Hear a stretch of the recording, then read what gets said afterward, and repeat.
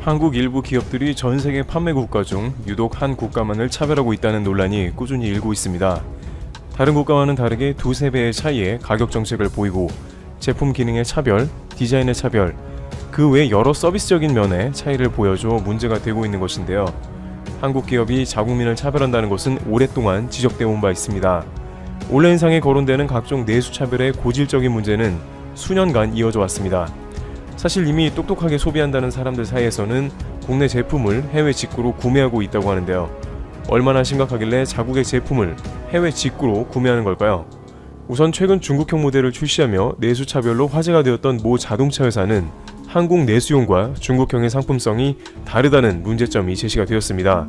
한국형보다 중국형 차량의 길이가 75mm가 길고 휠베이스는 50mm가 더 길며 외부 디자인부터 차이를 드러내고 중국형이 확실히 한국형에 비해 내부 디자인조차도 고급스럽다는 이야기가 나오며 아쉬움을 안깁니다.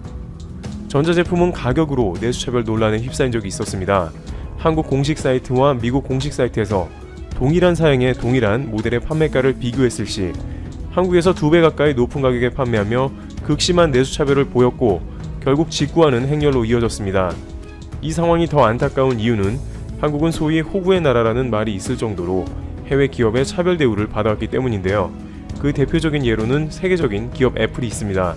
애플은 꾸준한 한국 차별을 보여주고 있는데요.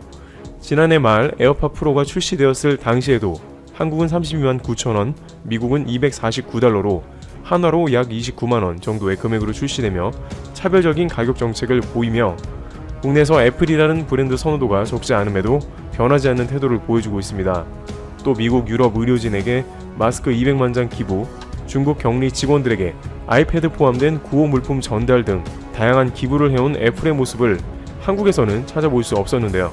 애플 코리아에 애플이 국내를 대상으로 하는 기부 사업이 있냐라고 묻자 돌아온 답변은 왜 해야 되죠? 라는 되물음뿐이어서 더 큰 비난을 사기도 했습니다. 그런데 이러한 차별에도 대부분의 기업들이 코로나19로 전년 대비 해외 실적이 감소하는 상황이 생기며 두 마리 토끼를 놓칠 수 있는 위기에 직면해 있습니다. 자국의 기업이 자국민들에게 부정적인 이미지를 안겨주는 지금 반대로 해외인들이 한국보다 높은 판매 금액에 대한 문의가 빗발치는 일도 있었는데요. 올해 한 커뮤니티에 일본에서 금값에 팔리는 운동화라는 글에 라카이 코리아의 제품이 한국에선 6만원대, 일본에선 18만원대의 금액에 팔린다며 달러벌이를 한다는 내용이 올라왔었습니다. 또 과거 독도후원부터 세월이 흘러 빛바랜 태극기를 구현한 운동화를 일본 불매운동이 일었던 라카이 코리아는 일본은 239개 판매 국가 중 하나일 뿐이며 저희는 그저 진실을 알릴 뿐입니다 라는 공식 답변을 보여주며 팔 마음이 없는 척 하더니 장사꾼이다 라며 한국의 판매가와 일본의 판매가가 다른 점을 지적하는 내용이 담겼습니다. 실제 이 기업이 판매하고 있다는 해외 사이트에 들어가 보면 모든 제품들이 국내보다 최대 4배까지 높은 가격으로 책정되어 있었는데요. 판매가를 비교해보면 같은 제품이 국내 공식 홈페이지에서는 19,000원, 일본에서는 7,694엔, 그 외 다른 국가에서도 72.42달러로 한화로 85,000원대 4배 이상의 차이로 판매 중인 게 확인됩니다. 그런데 어딘가 생소하거나 이상한 점이 있는데요. 라카이 코리아에서 해외에 판매 중인 제품들을 보면 태극기가 들어가 있거나 독도가 그려져 있는 것이죠. 또 상품을 클릭하면 상세 내용에는 일본 731 부대에 관한 번역 자료들과 한 독립운동가에 대한 이야기가 영문으로 적혀 있었는데요. 이러한 특이점의 해외 언론 기자는 라카이 코리아는 보통의 패션 기업들처럼 자신들만의 디자인을 내세우는 게 아닌 왜곡된 역사의 진실을 알린다며 기사를 보도하기도 했습니다. 또 실제 일부 수익금이 독도협회에 후원되는 뜻깊은 일에 쓰인다고도 하는데요. 그런데 이러한 좋은 일을 행함에도 국내와 차별적인 금액의 해외 고객들에게 지속적인 항의나 문의를 받고 있는 상황. 하지만 라카이 코리아는 오히려 더 강경한 입장을 내놓습니다. 한국 런칭 후 첫 출시한 라카이 KR이라는 스니커즈를 해외 사이트에 첫 판매를 시작하여 지금까지 국내 공식 홈페이지 판매가와 해외 판매 사이트의 가격 차이로 많은 해외 고객분들이 문의가 급증하고 있다라고 전하며 라카이 코리아에서 해외 사이트를 통해 판매하는 제품 대부분은 한국적인 디자인과 그에 담긴 역사를 알리기 위함을 목적으로 두고 있고 한국의 기업이 국내와 해외 판매가의 가격 정책에 차별을 두는 점 또한 당연하다고 생각하고 있기에 앞으로도 해당 부분에 대해서는 변동은 없을 예정이다라는 강경한 의사를 비췄습니다. 또 이들이 이러한 입장을 내놓으며 본인들이 여기까지 올 수 있었던 건 국내 고객분들 덕분이라고 답했습니다. 한국 런칭을 하자마자 독도는 한국 땅이라고 했다는 이유로 일본에 불매운동에 일고 좋은 일을 하면서도 런칭 후 대부분의 시간을 적자로 운영이 되었던 라카이 코리아. 적자인 와중에도 일본 731 부대와 일제강점기 당시 한쪽 팔을 잃어야 했던 독립운동가의 이야기를 퍼뜨리며 보이지 않는 방해 요소 속에서도 꾸준히 한국적인 디자인과 역사를 알리는 제품들을 선보이고 있습니다. 지금 이 기업이 겪는 외수 차별에 대한 항의도 이 기업만이 가지고 있는 특색이 점차 해외에도 한국적인 제품을 구매하고 싶을 정도로 긍정적인 영향력이 퍼져가고 있다는 의미라고 전해집니다. 이 작은 기업이 보여준 내수 시장만을 위한 운영 방식이 해외에 많이 알려지기 시작한 계기가 되어버린 결과가 한국의 여러 기업들의 사고방식을 바꿀 수도 있는 1992년 8월 24일 한국에 있었던 주한 대만 대사관의 국기가 마지막 하강식을 치렀습니다. 한국과 대만이 단교를 선택한 충격적인 날이었는데요. 이후 최근까지 약 30년 동안 한국과 대만은 무비자 체류기간 연장에 합의해 한국 국민은 대만에서, 대만 국민은 한국에서 무비자로 최장 90일까지 머물 수 있게 됐고, 워킹 홀리데이 비자를 허가하기 시작하는 동시에 민간 항공 협정까지 체결하게 됐습니다. 자, 그런데 현재 대만에서는 한국의 흔적이라고는 찾아보기 힘들죠. 온통 일본산으로 도배가 된 상황입니다. 여기 대만 자동차 점유율을 보시면 토요타 자동차를 위탁 생산하고 있는 쿠오즈이가 33.2%로 압도적인 1위, 21.6%로 점유율 2위를 기록 중에 차이나 모터도 이름만 차이나지 사실상 일본의 미쓰비시 자동차를 대신 판매하고 있습니다. 3위인 율론도 일본의 닛산 자동차를 대신 판매하고 있고, 4위 타이완 혼다도 역시 일본 차를 대만에 팔고 있죠. 즉 지난해 대만에서 판매된 자동차 중에서 86.9%가 일본 자동차였다는 뜻이죠.